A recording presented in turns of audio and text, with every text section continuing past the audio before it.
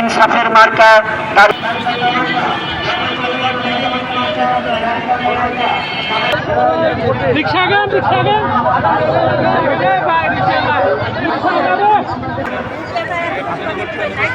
আপনারা ব্যানার দিলে আপনারা এই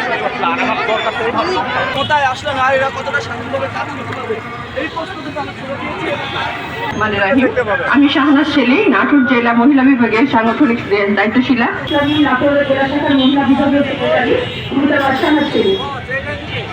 জিততে পারেননি, কিন্তু আজকে অনেক বাধা বিপত্তি অতিক্রম করে